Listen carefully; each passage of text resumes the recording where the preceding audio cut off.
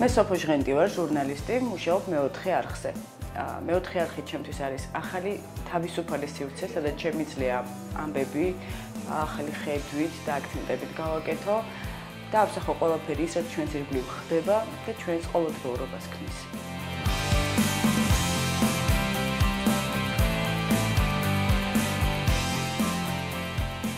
მე ვარ ქეთი დუმბაძე, ჟურნალისტი, მუშაობ მეოთხე არხზე.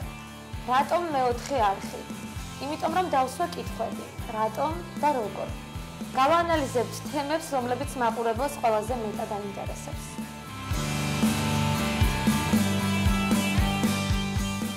ახალი ამბების შემდეგ მეოთხე არხზე საზოგადოებრივი პოლიტიკური ток-შოუ გავა პირდაპირ ეთერში საზოგადოება და პოლიტიკოსები კვირისა და დღის მთავარ თემაზე ამ არხზე იმსჯელებენ.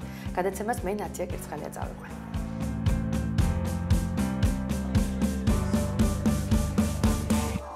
მე ვარ ეკა ლორთქიფანიძე, მეოთხე არხის საინფორმაციო სამსახურის უფროსი. დღეს მხოლოდ შემიძლია დაგვირდეთ, რომ ახალი ამბები მეოთხე არხზე დაემყარება დაზუსტებულ ფაქტებს, ჩვენ არ ჩავერთვებით პროპაგანდაში და უბრალოდ არ მოგატყუებთ.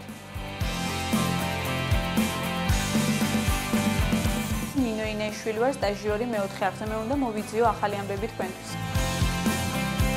მე ვარ ანა გარუზაშვილი, ჩემი სურვილი და მიზანია გავხდე წარმატებული ჟურნალისტი. მეოთხე არხი მეხმარება და მაძლევს შანსს მივიღო პროფესიული გამოცდილება. მე თეონა ბაკურიძე ვარ, მუშაობ მეოთხე არხზე. ეს ჩემს პროფესიულ გამოცდილებაში ყველაზე მნიშვნელოვანი ეტაპია. იმდენად მოტივირებულები ვართ, რომ არხის ჩამოყალიბებაში, სტუდიის მოწყობაშიც მივიღეთ მონაწილეობა. ამას მაყურებელი დაინახავს, რა გავაკეთეთ და რას გავაკეთებთ მომავალში. დაინახავს და ამის შემდეგ გააკეთებს არჩევანს. მე იმედი მაქვს, რომ ეს არჩევანი მეოთხე არხი იქნება. ვიყურეთ ყოველდღე, საღამოს 5-სა და 9-ის ნახევარზე და გაიგეთ ჩვენს მიერ თქვენთვის მომზადებული ახალი ამბები.